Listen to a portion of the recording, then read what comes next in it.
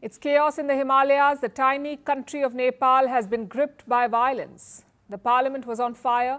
Ministers were thrashed on the streets. The Supreme Court was torched and the capital of Kathmandu was overrun. This wasn't just a protest. It was a total upheaval. The biggest exit came around noon today. Prime Minister Palki Sharma Oli announced his resignation. He simply couldn't hang on. Oli had unleashed a crackdown on Monday. It was the worst in Nepal's recent history. 19 protesters were killed, plus at least 100 were injured. And today the backlash was evident. Thousands of protesters hit the streets of Nepal. Oli's own private residence was torched. Take a look.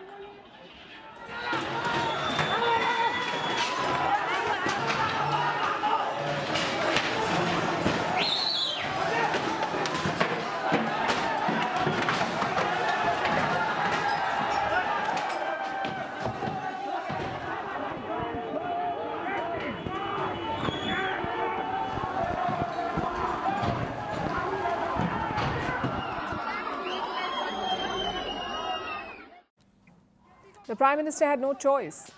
He announced his resignation later in the day. He said he was quitting to allow a political solution to the crisis. Soon afterwards, an army helicopter was seen over his house. It ferried Oli away from the chaos. To where? Well, nobody knows yet. But what exactly is the root of this crisis and how did it escalate so fast? The trigger was a social media ban. Last week, Kathmandu blocked 26 online platforms, including Instagram and Facebook.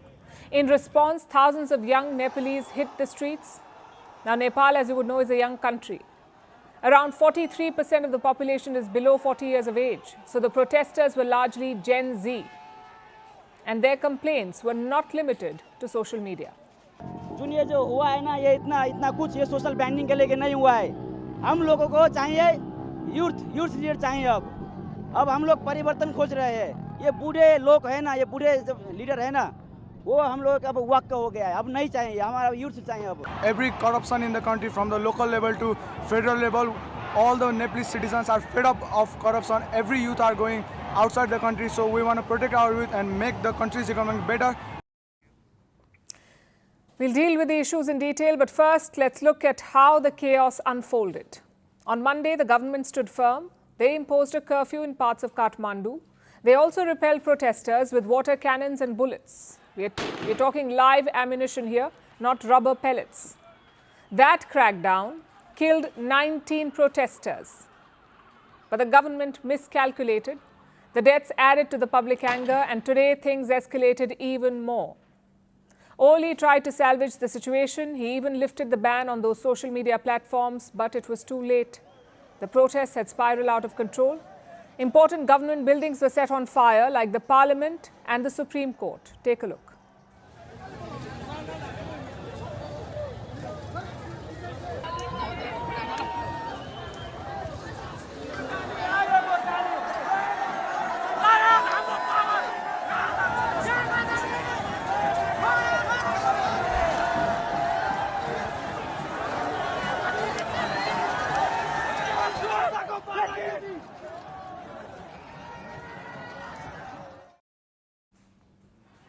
The anger was also directed at ministers. Nepal's finance minister was chased through the streets. He was thrashed and stripped by a mob.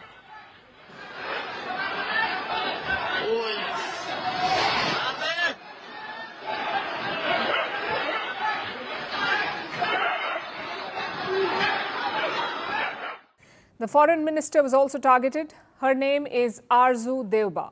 She's also the wife of Nepal's former Prime Minister Sher Bahadur Devba. Both of them were attacked by a mob. The former Prime Minister was seen covered in blood. And here's the thing. It wasn't just the ruling parties either.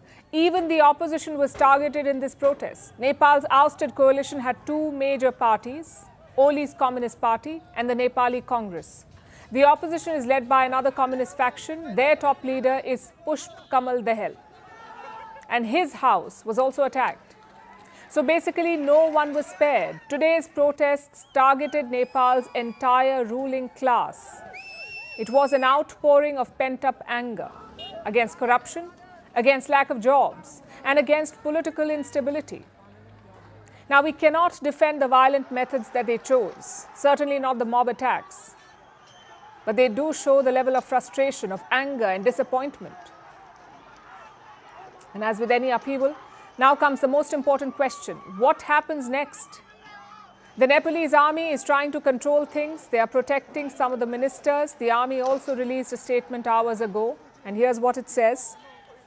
We request all to remain calm, maintain social harmony and uphold national unity. We earnestly appeal to the entire Nepali army, the youth and the general public to stay united and disciplined. The president too has released a statement. He is urging the protesters to not cause further damage. He wants them to come to the table, basically to find a political solution. Now, earlier today, some reports claimed that the president had also resigned, but as it turned out, that is not the case. Fake news tends to be rampant during such crises. As always, we promise to be accurate. At Firstpost, we prioritize facts over sensationalism, which brings us to the ground situation at the moment. There were protests and celebrations late into the evening. Nepalese youth continued to clash with riot cops.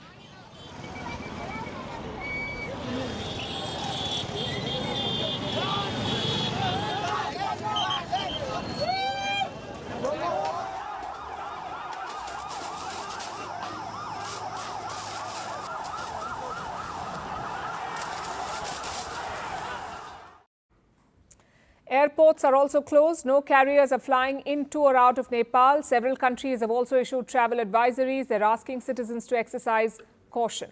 Right now, the focus is on stability, to return order to the streets of Kathmandu. And the long-term goal? Well, that's a lot more complicated. The president is asking Oli and his cabinet to stay on as caretakers. It is not clear if the protesters will accept that. Also, they want younger leaders. But where will these Gen Z politicians come from? A couple of names are doing the rounds. One is Balendra Shah. He is the mayor of Kathmandu. More importantly, he is a 35-year-old former rapper, someone who can understand the Gen Z. Another leader is Rabi Lamichhane. He is a former deputy prime minister, but he was jailed over alleged corruption. And today, the protesters freed him from prison. They also waited patiently for him to address the crowd. Again, Lamichhane is not as old as his colleagues. He's just 51 years old. And we don't know which way Nepal will go next. Maybe the unrest will die down, or maybe they will escalate again tomorrow. All we can say is this: the next 42 hours will be absolutely crucial. What happens in this time will shape Nepal's future. It's something we've seen before. Staging a revolution is the easier part. Preserving it is much harder.